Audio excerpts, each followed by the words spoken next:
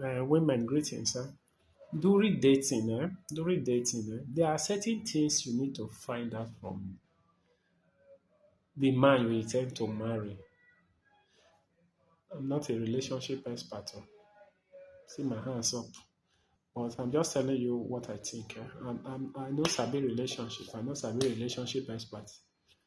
I'm not a blessing CEO, right? I don't know anything about relationship, but I just want to tell you something. There are certain things you should ask the man that you tend to settle down with.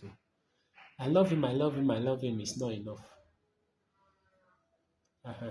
And I also notice that some of you, once you notice that the man have money, you just forget, you throw all caution to the wind.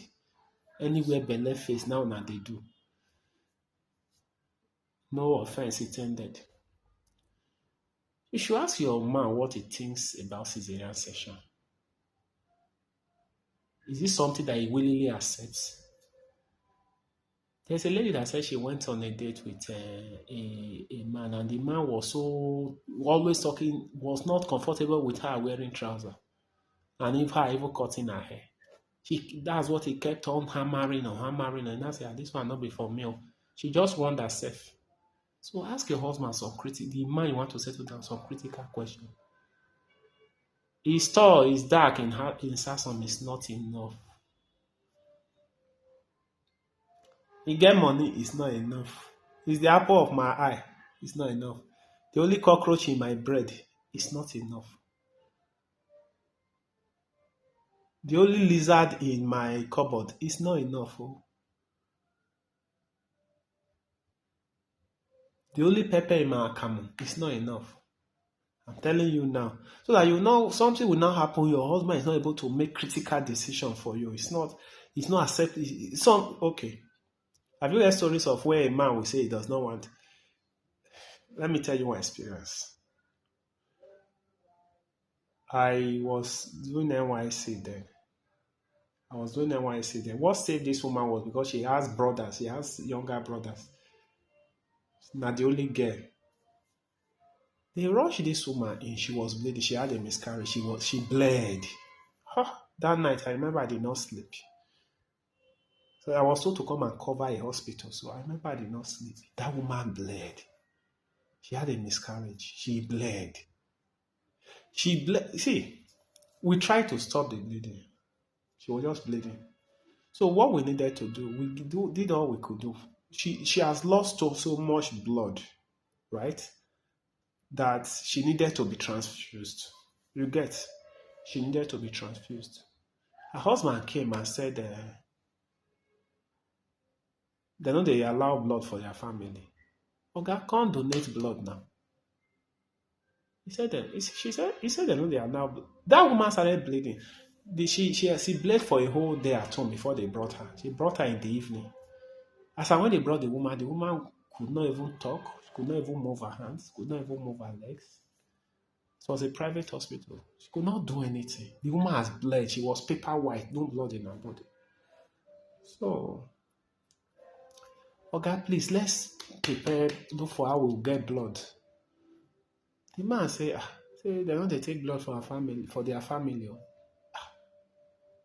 They know they take blood for their family. He said no. He said even the church where they go, they know they allow blood. Which church do they go? The church you even mentioned, it's not the church you think, oh, we know these people, they know they don't accept blood. It's not even the church. He just mentioned one church like that. Say their pastor say they know they collect blood. Oga, what saved that woman? Eh? And because the woman can no longer talk, and we don't have blood it's a private hospital.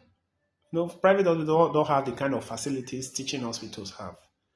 And the woman was not able to talk again. You need to give consent for blood transfusion, right? Okay. The man said he not agree. What saved that woman that day is that the neighbors that helped to rush the woman to the hospital now carried the woman's phone, collected her brother's number, some of her brother's number, that we also stay in the same town. I said, my sister is about to die. Oh. The husband is making some funny decisions. she dey bleed. They say make they give am blood. Make she don't bleed well well. They say make they give am blood to replace the one wey she don't lose. The husband say he no dey gree. Oh. I was in the couple. We were just in. We were attending to the woman when we saw the big. If you see the brothers that came,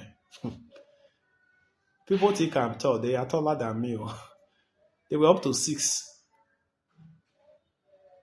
when they came. The man, at first, he was still trying to talk all those things. I don't want to tell you what they did to him.